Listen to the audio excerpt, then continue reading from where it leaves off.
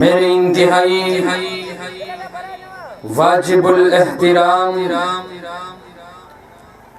صوبہ بلوچستان ضلع مکسی کے غیرت مند نڈر بے باک بہادر دوستوں اور ساتھیوں، آج کے اس عظیم الشان سیرت النبی و دستار فضیلت کانفرنس میں آپ کے سامنے گفتگو کرنے کی سعادت حاصل ہو رہی ہے۔ اس موقع پر اسٹیج پر ضلع کے ممتاز علماء کرام اور خطباء تشریف فرما ہے۔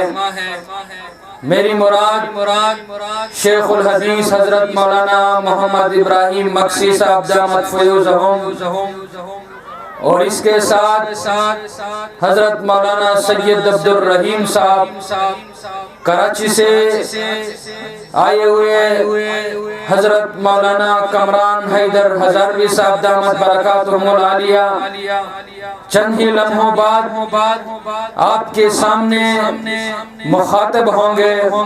میں مختصر وقت میں دو باتیں عرض کر آپ سے اجازت چاہوں گا، کیونکہ حضرات کافی دیر سے آپ کے سامنے اسٹیج پر جلوہ افروز ہے اور رات کا کافی حصہ بھی بیت چکا ہے۔ آپ یہاں پر دور دراز سے ان معصوم بچوں کی حوصلہ افزائی کے لیے تشریف لائے ہیں۔ یہاں پر ان بچوں کے عظیم استاذ جناب مولانا محمد رفیق صاحب کی حوصلہ افزائی کے لیے دور سے تشریف لائے ہیں، اور آج یہاں پر بیٹھ کر آپ انہیں مبارکباد بھی دے رہے ہیں، انہیں شاباش بھی دے رہے ہیں کہ وہ اس پسماندہ علاقے میں ایک مدرسہ کا قیام کیا، اور اسی مدرسے سے سالہ سال بچے حافظ بن رہے ہیں، قرآن مجید پڑھ رہے ہیں، احادیث پڑھ رہے ہیں۔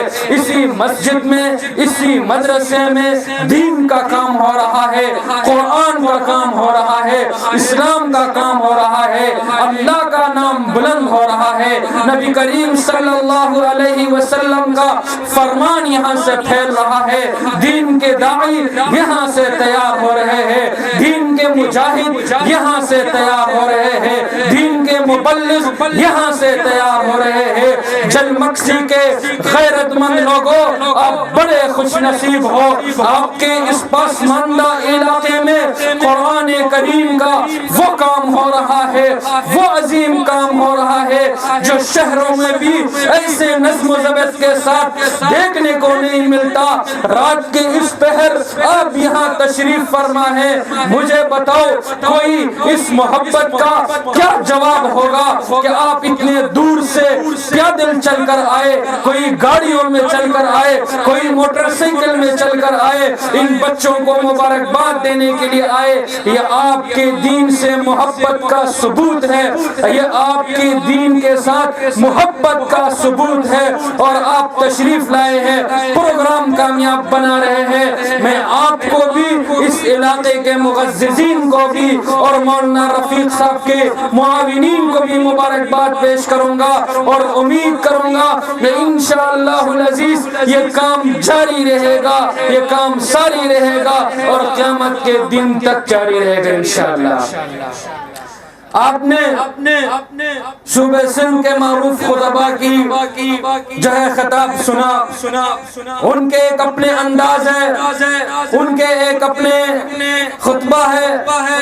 بہرحال ہم کراچی کے خطباء آپ لوگوں کے مزاج سے واقف نہیں ہیں۔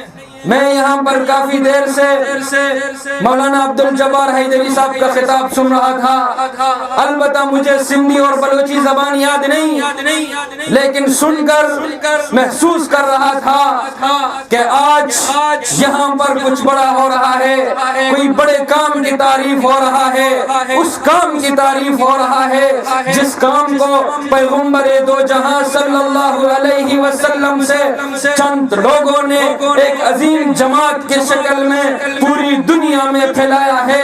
آج یہاں پر قرآن مجید کے اس عظیم اجتماع میں ہم بیٹھے ہوئے ہیں، بچوں کے ہم نے تلاوتیں سنی، خطبہ کی ہم نے خطاب سنا، نعت خوان حضرات کی ہم نے کلام سنے۔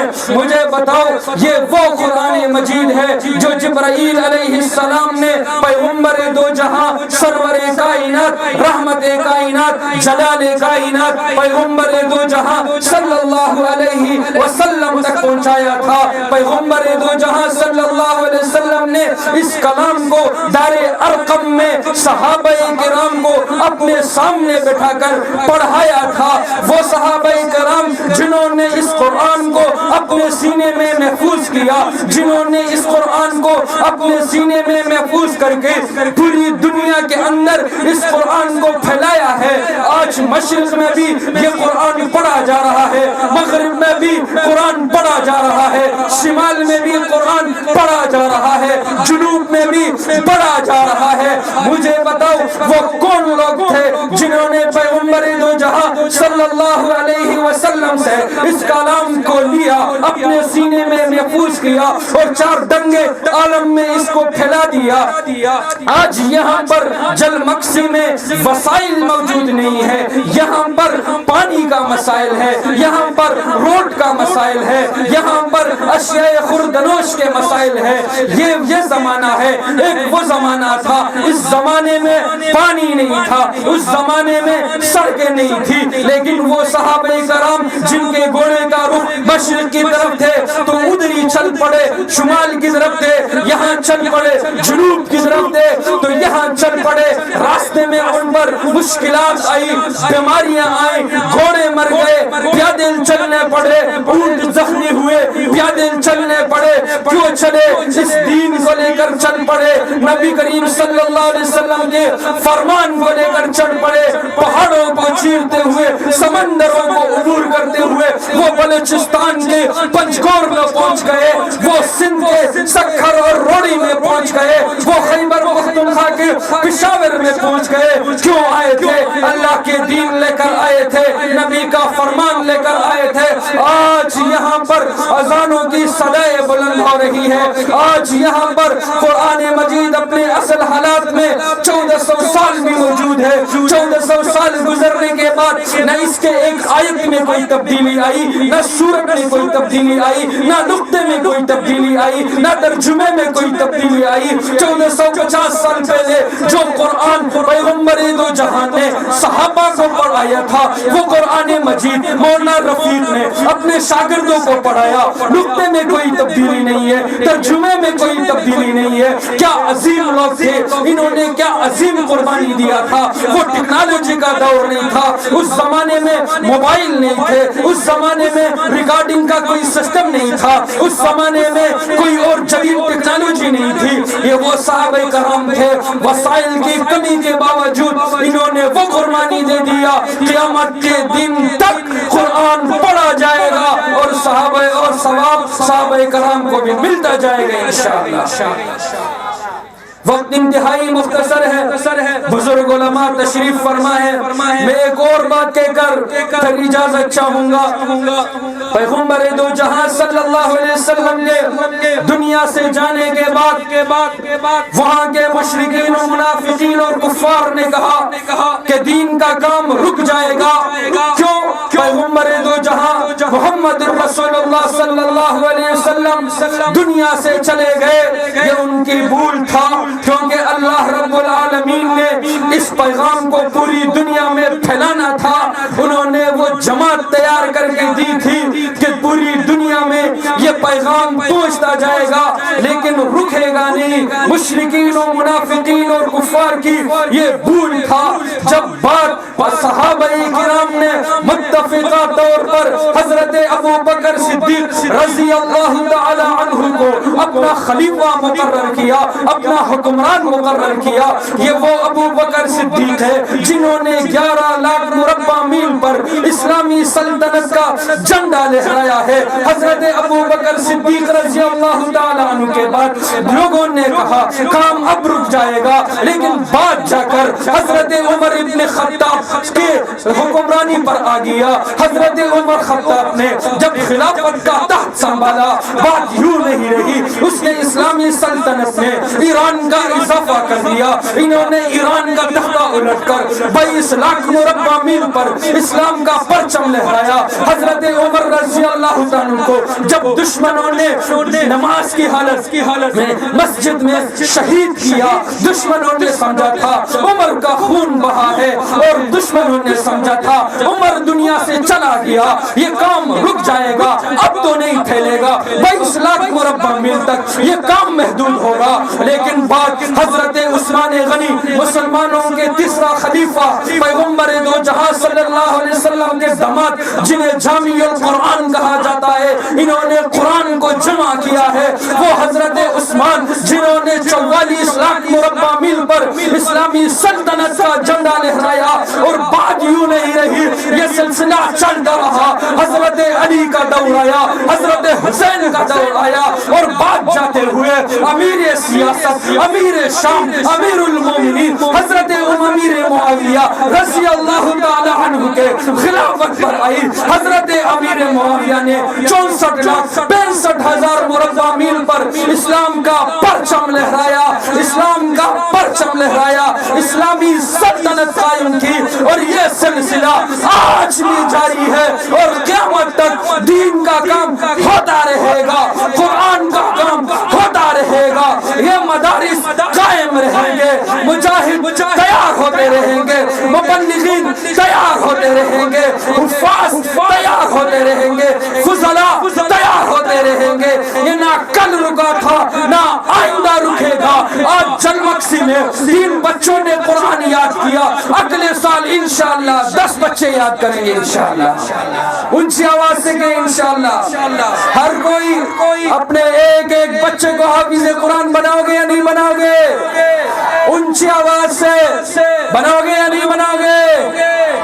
لوگوں, اس کے بڑے انعام ہیں. قیامت کے دن یہ حافظ قرآن ہوگا, حشر کا میدان ہوگا, نفسا نفسی کا دور ہوگا, سورج اپنی تپش دکھا رہی ہوگی. اس وقت میں یہ حافظ قرآن بچے اور ان کے والدین ان حافظ قرآن بچوں کی وجہ سے ان کے والدین کو انعام سے نوازا جائے گا. حشر کے میدان میں حافظ قرآن کو بلایا جائے گا.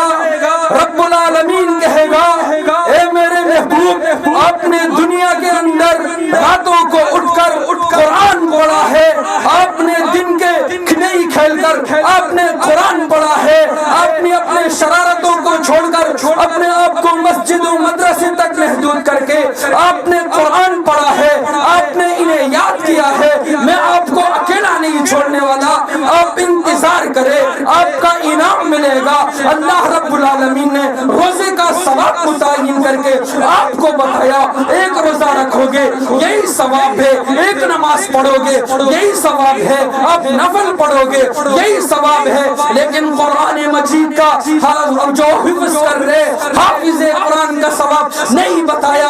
کیوں؟ کیونکہ قیامت کے دن اللہ رب العالمین خود نوازے گا, حافظ قرآن کو خود نوازے گا, ان کے والدین کو خود نوازے گا, ان کے والدین کے سروں پر تاج رکھ کر انہیں جنت کی بشارت دے دی جائے گی, اور کہا جائے گا ان 10 افراد کو بھی بلاؤ جو جن پر جہنم واجب ہو چکی ہے. یہ حافظ قرآن اگر ان کی سفارش کرتا ہے میں انہیں بھی جنت میں داخل کر دوں گا. رب العالمین ایک حافظ قرآن کی وجہ سے جہنمی لوگوں کو جہنم کی آگ سے نکال کر جنت میں پہنچائے گا, اور حافظ سے کہے گا آپ کا کیا مقام ہوگا. والدین نے تاج پہن لی, آپ کے 10 رشتہ داروں نے جہنم سے نجات پائی, آپ کا کیا مقام ہوگا, آپ کا کیا مرتبہ ہوگا. حافظ قرآن سے کہے گا آپ قرآن کو پڑھتا جا اور جنت کے سیڑھیوں پر چڑھتا جا,